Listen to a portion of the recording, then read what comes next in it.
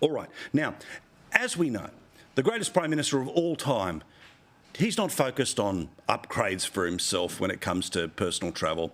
He's not interested in making sure that he's got a multi-million-dollar retirement plan just in case you, the electorate, don't give him 17 terms as Prime Minister. No. He's a person who is focused, like us, on the number one issue in the country. A plan to address cost of living, take pressure off cost of living, pressure off the cost of living, cost of living relief, downward pressure on cost of living. And I don't know about you, but, Albo-nomics has worked, hasn't it? I mean, he promised at the start of the last campaign that everything would be cheaper, and I don't know about you. I mean, everything's gone down since the last election. Oh, no, that's right. That's just Australians' confidence and trust in government. Now, we also know today about just who was being taken care of and focused today, the real priority when it comes to cost of living. Was it small business, where today you could read a story that Aussie couples who run small businesses, they've had to go without money to keep their own businesses afloat. In fact, self-employed small business owners are paying themselves less at the same time as inflation has smashed their buying power, resulting in an 18% collapse in real income for somebody who owns a small business since Labor took office. The decline comes as food prices, energy, insurance, rent and wage increases have all fuelled a surge in hospitality businesses, which have shuttered at a now 9.3% rate. In February, that is of all of the businesses, almost 10%.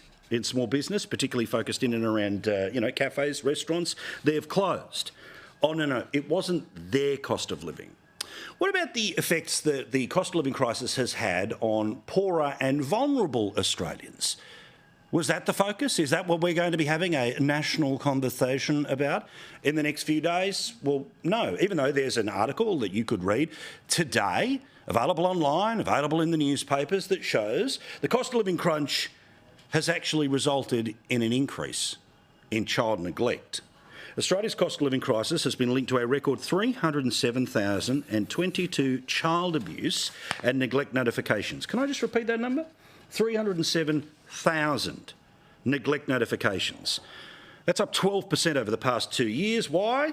Inflation. Difficulties when it comes to somewhere to live, either the one that you're renting or the one that you are paying for. No. Today, the Prime Minister was out there fighting for the cost of living of lazy public servants. Now, not all public servants are lazy, but there's an awful lot of them that are. This is after, of course, he's already hired an extra 39,000 of them.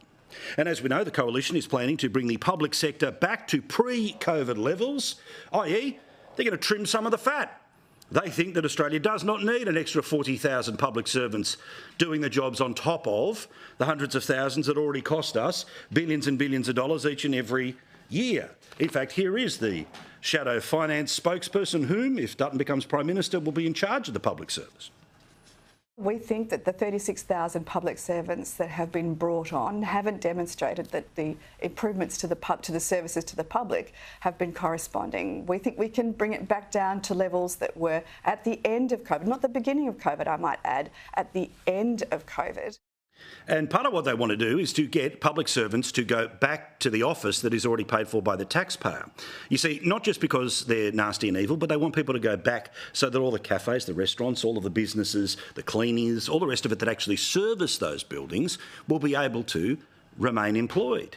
Oh, no, but the Prime Minister has come out today and his focus, while Grim Jim's $25 a month power nonsense is what they want to distract you with, today he says that getting more public servants than ever before to stay working at home will help them with the cost of living.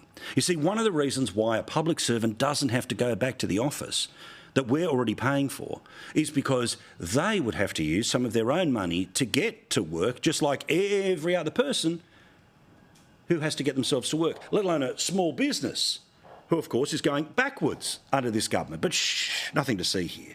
Here's the Prime Minister picking the cushy life of a public servant over small business and over kids in neglect today, because this is what he chose to talk about.